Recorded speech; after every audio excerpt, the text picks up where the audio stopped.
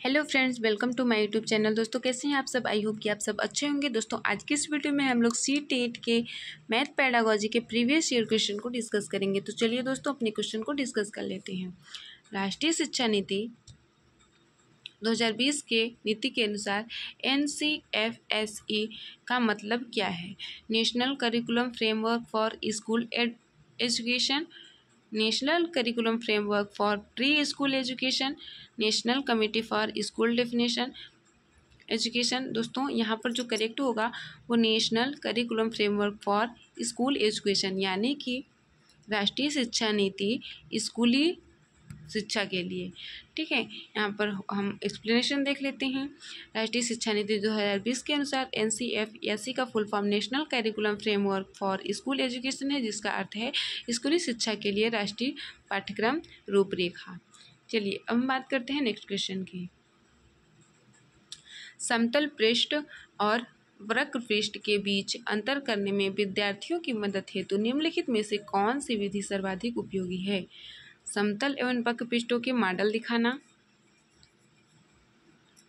विभिन्न पृष्ठों की वीडियो दिखाना, एक पटरे का उपयोग करते हुए त्रिविम वस्तुओं जैसे गोला, बेलन, घन आदि को लुढ़काया और फिसलाकर प्रदर्शित करना, श्याम पट्ट पर आकृतियों को बनाना और उनको समतल पृष्ठों और वक्र पृष्ठों के रूप में वर्गीकृत करना।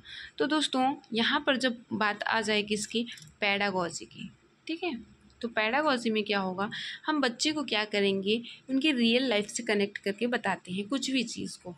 ठीक है, तो यहाँ पर रियल लाइफ से कनेक्ट करना कौन सा हमारा ऑप्शन कनेक्ट कर रहा है, जो कि करके सीखने पर जोर दे। ठीक है, बच्चे खुद से करेंगे, करके सीखेंगे, है ना, करके सीखेंगे, उनको एक्टिविटी, उनको सक्रिय एक्टिव करना है।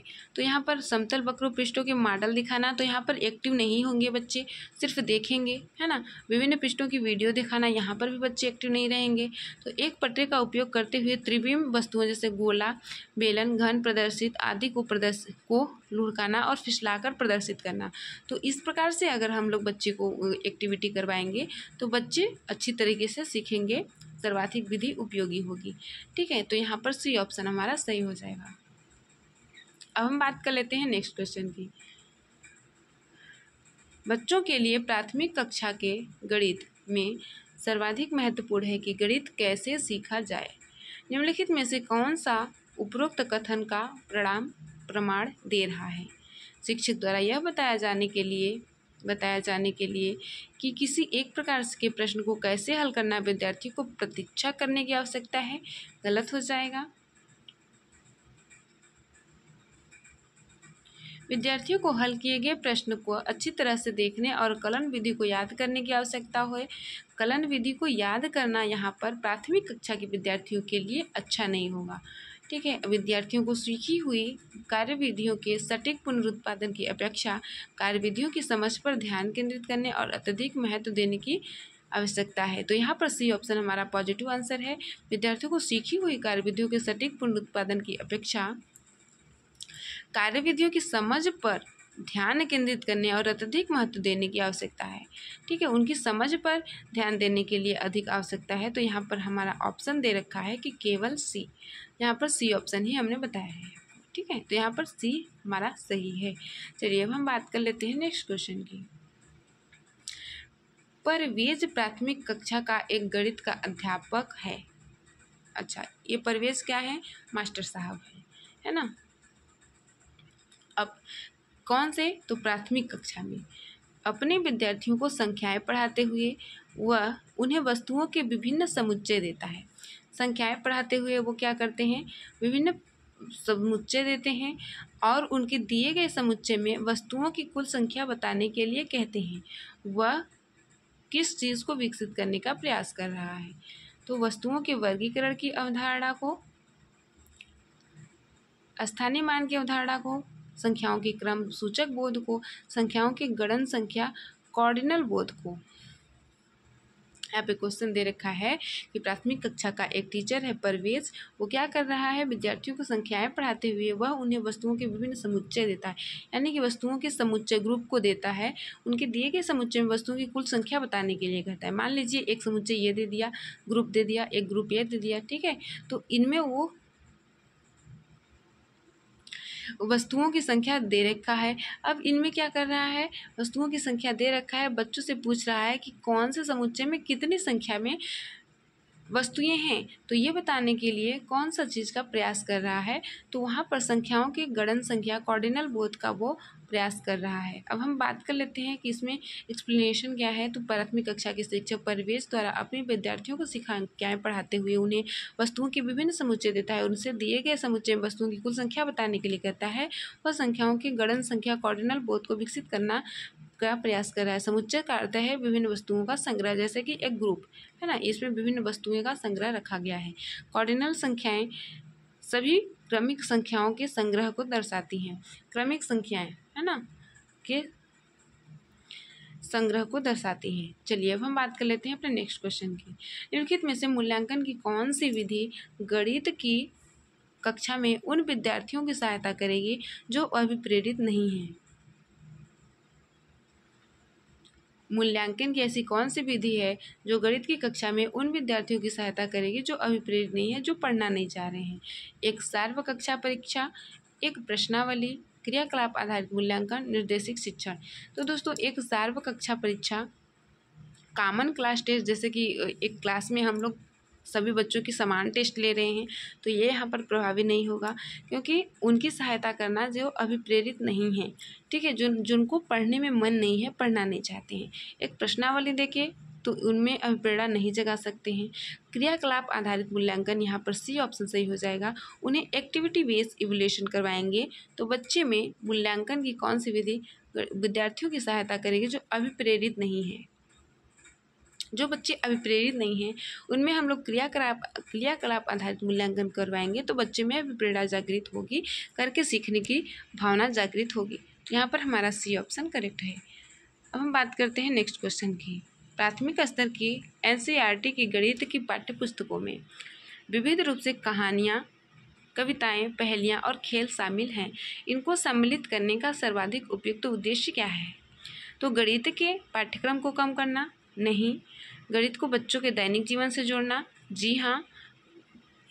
बच्चों के फुर्सत की गतिविधियाँ उपलब्ध कराना, नहीं। गणित की कक्षा में हास्य परिहास के लिए, तो ये भी ऑप्शन नहीं होगा। तो हमारा जो एनसीईआरटी की जो किताबें हैं उनमें, गणित की किताबें हैं उनमें प्राथमिक कक्षाओं में क्या होता है कि पहेलियाँ होती हैं, है ना, छोटे छोटे चुटकुले होते हैं, ऐसे कर संख्याओं से संबंधित। तो गणित के बच्चों को दैनिक जीवन से जोड़ना है, ऐसा करने का सिद्धांत। हम बात करते हैं नेक्स्ट क्वेश्चन की। निम्नलिखित में से कौन सा एक रचनावादी कक्षा में गणितीय गतिविधि को निरूपित नहीं करता है। ठीक है, कौन सी कक्षा में, रचनावादी कक्षा में गणितीय गतिविधि को निरूपित नहीं करता है। एक बच्चा विभिन्न आकृतियों को वर्गीकृत कर रहा है, तो ये तो गणितीय गतिविधि कर रहा है बच्चा, क्योंकि विभिन्न प्रकार की आकृतियों को वर्गीकृत कर रहा है। यहाँ पर वर्ग दे रखा है, वृत्त दे रखा है, त्रिभुज दे रखा है, तो एक एक प्रकार की आकृति को वो क्या कर रहा है, अलग अलग कर रहा है। तो ये तो यहाँ पर रचनावादी क्लासरूम में ऐसा होता है। एक बच्चा गणितीय अवधारणा पर आधारित एक कहानी की रचना कर रहा है, ये भी क्रिएटिव कर रहा है काम, तो ये तो रचनावादी काम है। ठीक है, अब हम बात करते हैं सी ऑप्शन की। एक बच्चा एकत्रित आंकड़ों के आधार पर ग्राफ बना रहा है। एक बच्चा श्यामपट्ट से प्रश्नों की नकल करके लिख रहा है। ठीक है, एक बच्चा एकत्रित आंकड़ों के आधार पर ग्राफ बना रहा है, यानी कि जो आंकड़े वहाँ पर दे रखा है उसको वो क्या कर रहा है, ग्राफ के रूप में निरूपित कर रहा है कि किधर संख्या ज़्यादा जा रही है, किधर कम जा रही है। तो ये भी एक्टिविटी लर्निंग होगी, है ना, रचनावादी। एक बच्चा सैंपल से प्रश्नों की सिर्फ नकल कर रहा है, वो क्या कर रहा है, टीचर लिखती हैं बोर्ड पे, उसको सिर्फ उतार रहा है, इसमें नो एक्टिव है वो, है ना। तो यहाँ पर हमारा डी ऑप्शन सही हो जाएगा, जो कि क्वेश्चन पूछा है क्या कि रचनावादी क्लासरूम को गणितीय गतिविधि को कौन सा निरूपित नहीं कर रहा है। तो यहाँ पर डी ऑप्शन हमारा निरूपित नहीं कर रहा है, क्योंकि वो सिर्फ नकल कर रहा है। अब हम बात करते हैं अपने नेक्स्ट क्वेश्चन की। नेक्स्ट क्वेश्चन है, निम्नलिखित में से कौन सा नैदानिक परीक्षाओं के लिए सबसे उपयुक्त है। दोस्तों यहाँ पर नैदानिक परीक्षा का मतलब है कि बच्चों की खूबियों को पता लगाना, बच्चों की जो कमियां हैं उनका पता लगाना नैदानिक परीक्षण कहलाता है। तो बच्चे की समझ में रह गई कमियों को पहचानने में मदद करना, जी हाँ, बच्चों की समझ में रह गई कमियों को पता करना नैदानिक परीक्षण कहलाता है। माता पिता को प्रतिपुष्टि देने में उपयोगी है, ये नहीं प्रतिपुष्टि फीडबैक देना नैदानिक परीक्षण का काम नहीं है। बच्चों का नामीकरण करने में मदद करना, बच्चों को नामीकरण नहीं करना है, बच्चों का लेवलिंग नहीं करना है कि कौन सा ग्रेड किसको मिला है। सत्र अंत परीक्षाओं में प्रश्न पूछे जाने वाले प्रश्नों को बनाने में मदद करना, यहाँ पर यह भी गलत हो जाएगा, हमारा नैदानिक परीक्षा हो जाएगा। निदानात्मक परीक्षण वह परीक्षण है जिसमें छात्रों द्वारा समस्याओं का पता लगाया जाता है, बच्चा किस क्षेत्र में समस्या महसूस कर रहा है, उसको सीखने की प्रक्रिया में कहाँ पर वो समस्यात्मक है, कहाँ पर उसको समस्या आ रही है। नैदानिक परीक्षाओं के लिए सबसे उपयुक्त उपाय है कि इस प्रक्रिया द्वारा बच्चे की समझ में रह गई कमियों को पहचाना जाए। चलिए अब हम बात करते हैं अपने नेक्स्ट क्वेश्चन की एंड लास्ट क्वेश्चन की। एक शिक्षक शिक्षिका 5वीं कक्षा के विद्यार्थियों को क्षेत्रफल की अवधारणा का परिचय देने हेतु केवल आयताकार एवं वर्गाकार आकृतियों का प्रयोग करता है। यहाँ पर क्षेत्रफल की अवधारणा को बताने के लिए आयताकार और वर्गाकार आकृतियों का प्रयोग करता है। एक विद्यार्थी खड़ा होता है और एक शिक्षक शिक्षिका से पूछता है, यदि मेरा कक्षा न ही आयताकार और न ही वर्गाकार है और मैं उसका क्षेत्रफल ज्ञात करना चाहता हूँ तो यह कैसे काम ज्ञात होगा। बहुत अच्छा बच्चा सोच रहा है। बच्चे द्वारा निम्नलिखित में से कौन सा कौशल व्यवहार प्रदर्शित किया गया है। क्षेत्रफल की अवधारणा की पूरी समझ में कमी, ये तो नहीं होगा। बच्चा क्या कर रहा है, बच्चे जानने की इच्छा कर रहा है, ठीक है।